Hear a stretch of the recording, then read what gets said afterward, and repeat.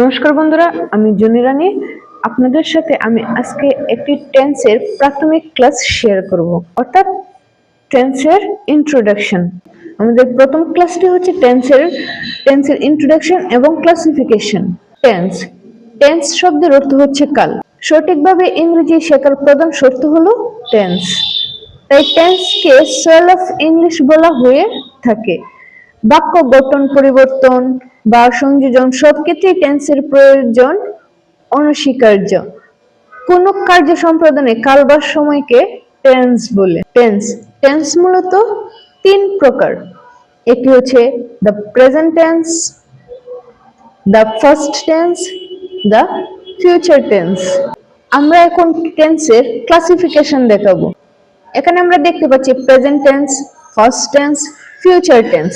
এখানে প্রেজেন্ট টেন্সকে আবার present indefinite, present continuous, present perfect কন্টিনিউয়াসে ভাগ করা হয়েছে।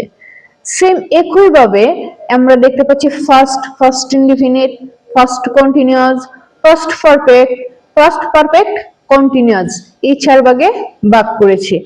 আবার একইভাবে ফিউচার টেন্সকে future indefinite, future continuous, future perfect continuous এই চার ভাগে ভাগ করেছে। মূলত এখানে দেখা যাচ্ছে যে টেন্স 12 প্রকার। আর আমরা যদি একটু সামনে দেখতে পাই, এখানে হচ্ছে ইনডিফিনিট, কন্টিনিউয়াস, পারফেক্ট কন্টিনিউয়াস। যদি আমাদের প্রেজেন্ট হয় তাহলে আমরা সামনে শুধু present indefinite, present continuous, present perfect continuous. Same একইভাবে first indefinite, first continuous, first perfect continuous.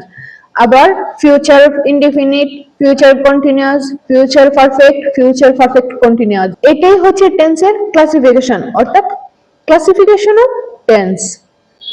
চলেন আমরা কিছু উদাহরণের মাধ্যমে টেন্সের ক্লাসিফিকেশন গুলো আয়ত্ত করব। প্রেজেন্ট টেন্স হচ্ছে ভার্ব এর কার্য যখন বর্তমান সময়কে নির্দেশ করে তখন তাকে প্রেজেন্ট টেন্স বলা হয়। যেমন she sings a song, সে একটি গান গায়, এটা বর্তমানে বোঝাচ্ছে। the boy is playing football, বালকটি খেলা করছে, অর্থাৎ বর্তমানে খেলা করছে। তাই এটি হচ্ছে প্রেজেন্ট টেন্স। প্রেজেন্ট টেন্সকে আবার চার ভাগে ভাগ করা হয়েছে। একটি হচ্ছে দ্য প্রেজেন্ট ইনডিফিনিট টেন্স, আমরা আগেও পড়েছিলাম আর কি। The present continuous tense, present perfect tense, present perfect continuous tense. First tense ভার্বের কাজ যখন অতীত সময়কে নির্দেশ করে তখন তাকে ফার্স্ট টেন্স বলা হয়। যেমন she sang a song, সে একটি গান গেয়েছিল।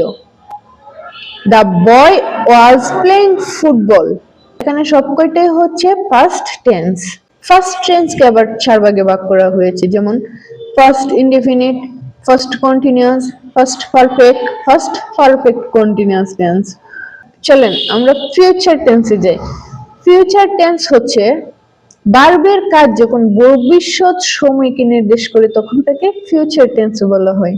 যেমন she will sing a song, সে একটি গান গাইবে। বর্তমানেও বোঝাচ্ছে না, অতীতেও বোঝাচ্ছে না, সে গাইবে মানে ভবিষ্যতে গাইবে। সো এটা future tense. the boy will be playing football, ভবিষ্যতে বোঝানো হয়েছে। সেম একইভাবে ফিউচার টেন্সকেও চার ভাগে ভাগ করা হয়েছে।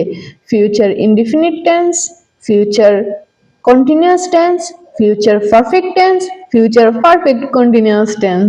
আজকে আপনাদের শুধু আমি টেন্সের অল্প কিছু বেসিক ধারণা দিয়েছি, যেটা আগামীতে ধাপে ধাপে পর্যায়ক্রমে সম্পূর্ণ টেন্সের ক্লাস দেওয়া হবে। আপনারা সাথেই থাকুন এবং ভালো লাগলে আমার ভিডিওটি লাইক করে, কমেন্ট করে, সাবস্ক্রাইব করে আমাকে উৎসাহিত করবেন।